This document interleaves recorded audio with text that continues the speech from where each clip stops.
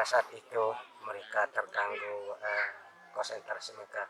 Akhirnya pagi hari mereka naik Gunung Ponto yang tinggi sekali ini. Mereka boleh tengok dari atas itu lembah ini, aduh menarik sekali katanya. Ternyata pada waktu itu juga Pak, ada asap api di satu tempat di sini, Ndara namanya. Padahal ada juga orang yang sudah mendahului mereka, yang sampai sekarang turunannya itu di dunia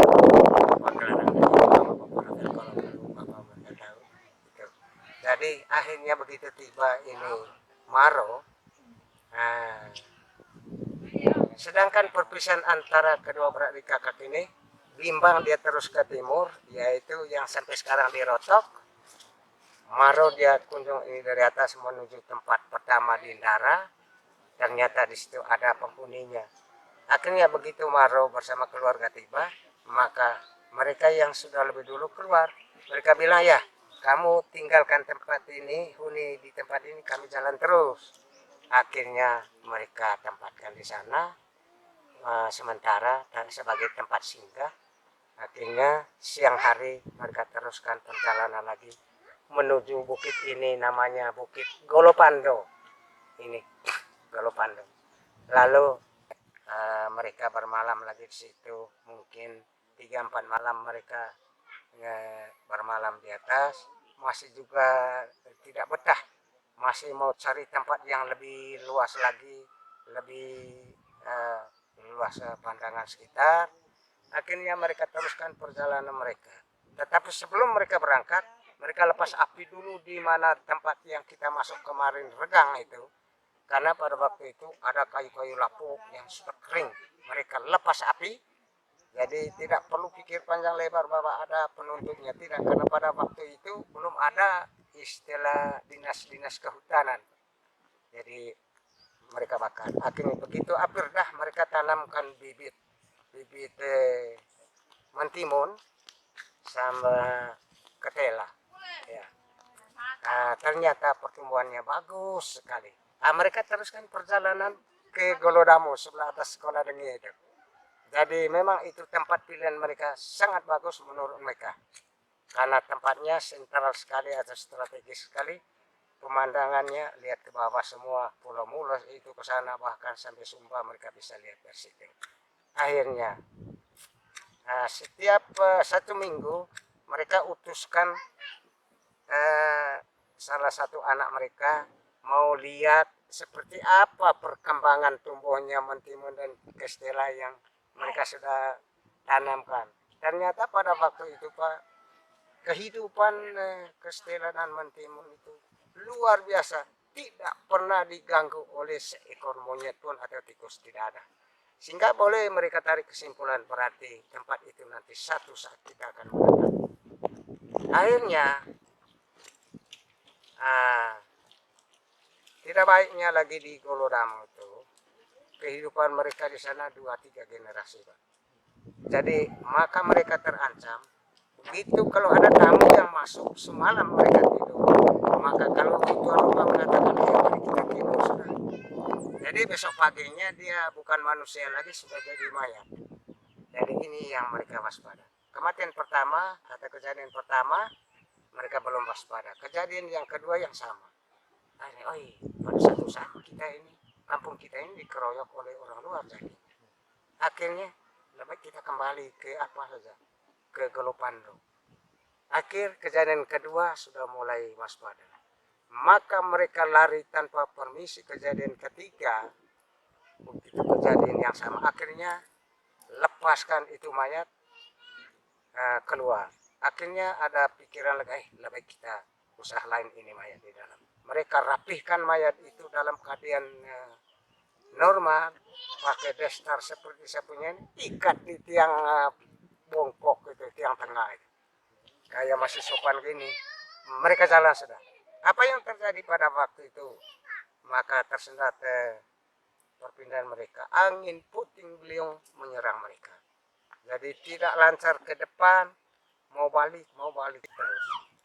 Kejadian yang di belakang di rumah, jadi ada tamu lagi yang mau bertamu, dia beri hormat kepada tamu di dalam. Tapi tidak nyahut. 3 kali akhirnya dia masuk kau ini tidak peduli dengan orang lain, putar dia punya hidung, terkupas dia punya kulit itu lekat di tangan. Nah pada waktu itu tamu itu juga jadi bersin-bersin terus. Akhirnya mereka yang ke sini, keluarga Maro itu balik lagi karena ada tanda-tanda negatif. Jadi mereka urus kubur dulu itu, habis setelah kubur baru teruskan perjalanan mereka.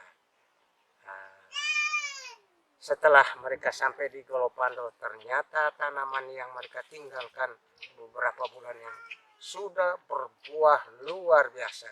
Jadi tertolonglah mereka. Jadi bernanti masak apa yang mereka bawa, mereka makan mentimun dulu atau rebus itu kastela. Akhirnya pada saat malam hari mereka nginap di atas.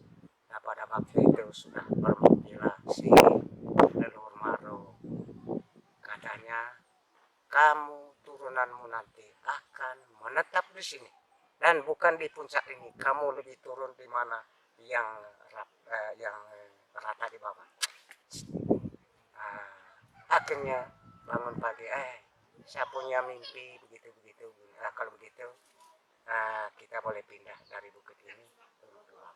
Akhirnya rumah utama itulah dia. Rumah utama Maro tempatkan di situ. Bukan langsung jadi seperti ini rumah kemah saja. Akhirnya begitu mereka punya modal berdirikan satu rumah usaha, ya rumah yang juga seperti ini yang dikatakan rumah utama sampai sekarang ini. Akhirnya berkembang dari satu niang itu, diameter niang itu dulu 20 kali 20, karena untuk menampung semua warga yang ada di sini.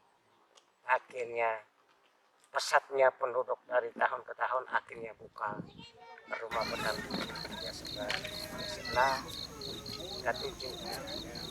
Namun pada waktu itu masih belum terisi semua. Ada yang sudah kelebor sudah sebagiannya.